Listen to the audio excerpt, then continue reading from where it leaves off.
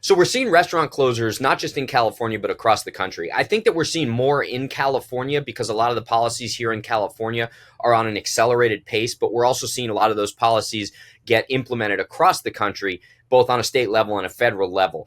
And the closures in the restaurants, it's a confluence of issues that's leading to small and medium-sized businesses, as well as a lot of the larger multi-unit corporations that are closing their restaurants. But it's everything from inflation, still a lot of supply chain issues, the cost of labor, the cost of doing business, the regulations, crime, which is really a soft effect. You know, you can't specifically say this specific crime led me to close my business.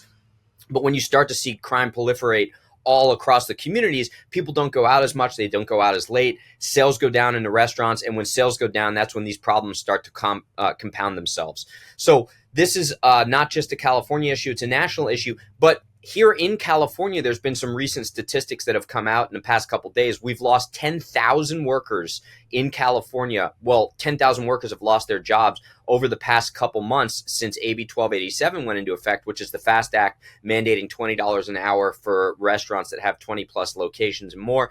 And then we've also seen insurance company costs goes up. We've seen payroll taxes really, kind of wipe out a lot of businesses. Supply chain issues, as I already mentioned. A lot of the legislation that's come out recently, they've positioned it or pitched it as targeting only these large multi-unit corporations, and that they've got the money, they've got the profit. But we have to understand two things. Number one, when it comes to a franchise, many of the franchisees, the people who buy into the franchise system, they're just one unit owners. So they're operating as an independent one-off mom and pop under the brand umbrella of one of these large franchisors. The franchisor has the cash flow and the margin compression that they can survive these economic hiccups. A lot of the one-offs are unable to do so. So they very well could shut down. But the thing is that by proxy, the smaller independent businesses, small to medium-sized businesses, they're also going to have to increase their wages to meet the mandatory kind of minimum that's been set by these larger multi-unit companies. They're going to go out first because they don't have the cash flow. Typically, if you're a franchisee and you buy into a system, you have to have a certain net worth. You have to have a certain amount of capital available for situations like this. So they may be able to weather the storm. And furthermore, they're able to invest in the automation, which is how we're seeing people replace the workers that they can no longer, quote, afford. The independent one-offs are not going to be able to afford all of that automation. So my position is that we're going to see the small, really, really small kind of 10 to 20 unit mom and pops, family-run businesses. They're going to fall first. Then a lot of their spaces are either going to be empty or they're going to get backfilled by the larger middle market corporations, food-based businesses, or other retail operations.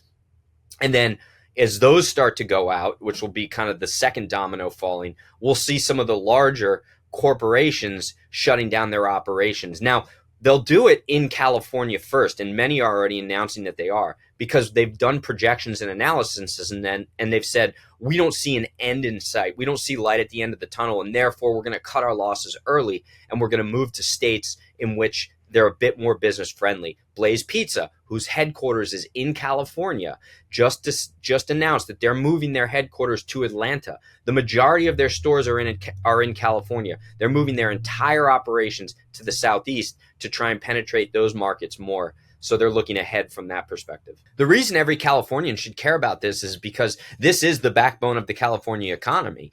When all of these businesses start to shut down, revenue goes down for the government, right? And that's the tax revenue, because so much of what's coming into the state coffers is coming from unemployment insurance, payroll taxes, the regulatory fees associated with running a business, and then generally the sales tax, right? I mean, the sales tax is huge when we sell something and that money goes back to the government. And that's what can stimulate the economy, and the government can fix the roads and do what the government does, right? All those social goods. Well, when all this revenue goes down, the way they're not going to cut programs, as we've seen, they're going to enter a budget deficit from the state perspective. And what they're going to have to do in order to backfill the coffers for the projects that they've assigned themselves to is they're going to have to increase our taxes. But there's a certain point where you can't continue to increase taxes over and over and over again before it's a house of cards and everything falls apart. So this is very important for every citizen of California, that they support these small to medium-sized businesses, make sure that their local communities are vibrant, and that the economies on a real micro level level are working the way that they're intended to. Also, I think in regards to the impact that all these restaurant closures have on communities is that people forget.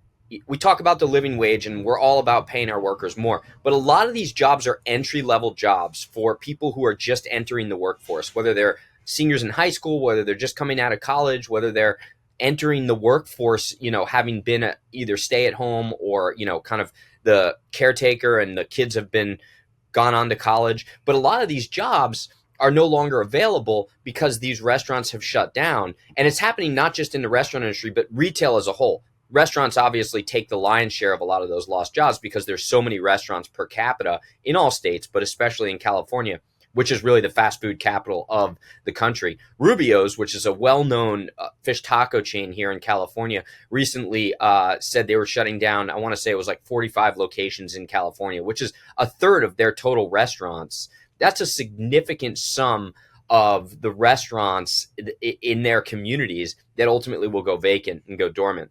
The effect that this has on the communities is that people are either left with empty spaces, which is never good for any community. Vacancy is not good. I think that the look of vacancy leads to more crime because people break into these spaces, they spray paint them, it just looks destitute and empty. And then that broken windows theory can kind of take effect is that when a place looks like there's crime, then crime begets crime, or the appearance there. So also, the inability for a lot of these young workers to get jobs is forcing them to then have to file for more government benefits, which is going to ultimately cost the government and the taxpayers, well, I should say the taxpayers, a lot more money. Solutions in regards to all the restaurants closing, it's really simple. If you look at what's driving these closures, right, and I'll break it down to kind of say crime, regulation, and taxes. We got to start prosecuting crimes, right? When people go into these retail operations, restaurants and retail, they steal, they dine and dash, they break in, whatever they do, they got to get locked up. People need to know there's consequences for the crime so that these restaurants and the communities that surround the restaurants, they feel a lot safer going out more, in addition to the fact that the restaurants don't have to spend so much money trying to prevent the crime themselves. Number two, the regulations. We got to make it easier for small businesses to start to open. Small businesses are the backbone of our entire economy. I mean, more than 50% of all the economic activity in California specifically comes from these small to medium-sized businesses. So what can we do to increase the access to opening these businesses, right? Get that free flow of entrepreneurial spirit across that highway, that regulatory highway.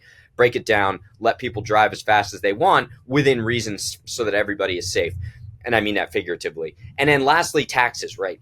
The taxes that are crippling, not just the restaurants in terms of payroll taxes, income tax, and all the other small fees that get associated with their day in and day out of business, but also the insurance companies. When we have to pay so much money for insurance, that's because the state is manipulating their environment and taxing them so much that so many of these large insurance carriers are leaving the state and we can't even get insurance. And that's the issue that we're facing. So all of these costs kind of combined. And then lastly, I'll say this is just letting the market do what the market does best.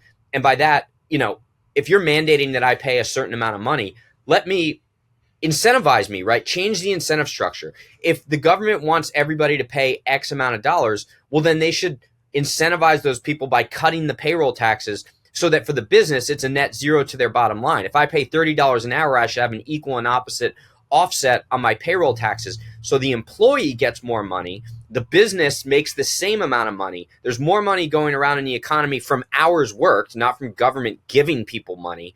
And it's a win-win. Taxes will actually go up, so the government will still be able to generate their revenue because business will increase and there'll be more stimulus within the local economy. But I got to qualify. I'm not saying that we give tax breaks in order to incentivize businesses. I actually don't think the corporations and a lot of these large multi-unit businesses necessarily need the tax breaks per se. I think that what we should be doing is picking the ways in which we want to help workers or we want to encourage businesses to act a certain way. And when we bludgeon them or hit them with the hammer, instead of it's the carrot versus the stick. If we want them to do something, well, we need to change the incentive structure. Taxing somebody is punishing them as a business or an individual. I think instead we say, hey, if you want to do X, Y, and Z, we want you to do X, Y, and Z. And if you do it, Therefore, we're going to decrease taxes because we know it's going to help business and ultimately stimulate revenue. So it's about changing the incentive structure. I think one of the things that the audience needs to understand as well is that in California, there's a language about helping the worker, right? And the intention is to help the worker. And we can use PAGA, which is the Public Attorneys General Act, as an example that was signed into law in 2004 by Gray Davis. The idea was that workers didn't have an avenue through which they could announce the violations in their workplaces and get compensated for these violations. We saw it on much larger businesses. So they instituted PAGA. PAGA has been hijacked by trial attorneys and the state ultimately, and now it's become kind of the new ADA runaway lawsuit industry where they're filing false PAGA claims left and right and taking businesses out. PAGA is what's killing all restaurants. Everybody knows, every single restaurant owner I know in California, or retail too, has faced a PAGA suit. Even Governor Newsom said that he faced a PAGA suit at one of his small restaurants, and it was egregious and it was made up and it was false claims and they were asking for hundreds of thousands of dollars. PAGA needs to be flipped upside down on its head. And it's actually very simple because all of the laws and the regulations are already in place in regards to the Department of Labor and the labor and workforce agencies. You just need to make sure that the people that work within those agencies are opening up the pipeline from the worker to the agency in order to investigate the potential violation. False violations should be, the worker should be penalized to some degree if they're making false claims. And furthermore, when the violation occurs, if it's a small violation, whether it's a couple minutes on the clock in or a meal break, etc., they can get penalized a small amount, but then be given an opportunity to fix that issue. And the worker, if there's any compensation associated with it, the worker should get 100% of the compensation, not the state, because that is a conflict of interest. We need to throw that out. We need something new, something fresh in California, and we still need to continue thinking about the workers, the small businesses, and the communities, but we need to do it through a new, fresh lens. If you haven't checked out CaliforniaInsider.com, we highly recommend you do that now because we're going to have a lot of news and videos there. And on top of what we have there right now, we are building a really big platform to cover what's happening in California so you can be informed. We're going to have more shows, more videos from all aspects of life in California. Go to CaliforniaInsider.com and we'll see you there.